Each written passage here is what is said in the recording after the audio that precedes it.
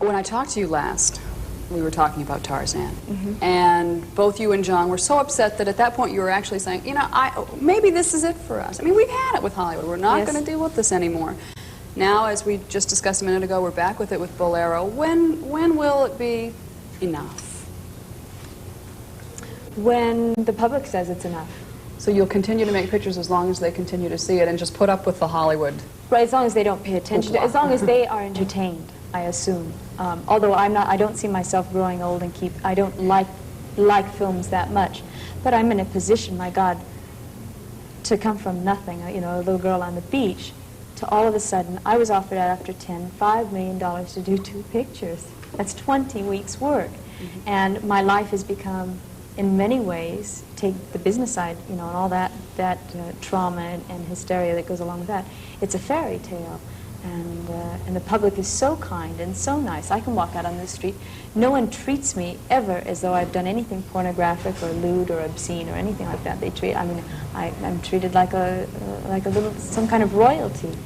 Do you think that because of your obvious, incredible physical beauty, and the fact that you actually look like you're blushing. No, I do. I'm sitting right here across from you, and you say these things to me. No, well, I mean, I can't sit across from you and not say that.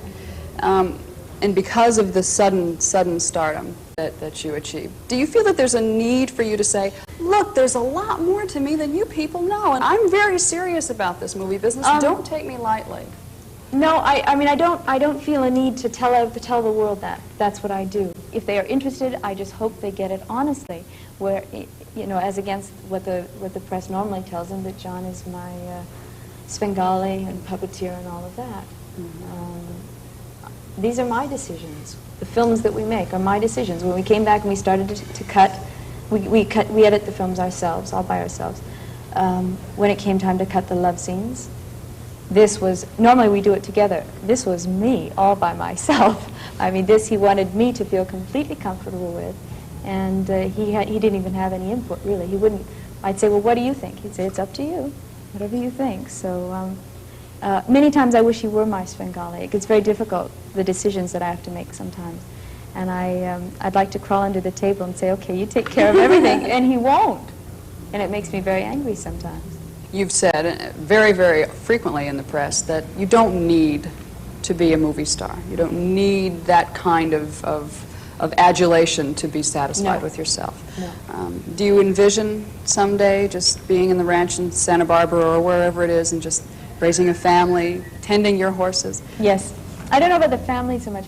At one time I did want children. Now, I don't know, we've got 11 horses up there, 6 dogs and 4 cats, and they keep me very busy, and I see children. And I think, I don't know if that's for me. A child could very easily come between us because of our relationship, and I wouldn't want that to happen. If you were writing a screenplay about your life, and you were coming to the very last scene before the closing credits roll, what image, what feeling would you like to leave people with in the theater? At a ranch, riding horses and having lots of dogs, and not being in the public eye. And I really love animals. It would be with animals and John.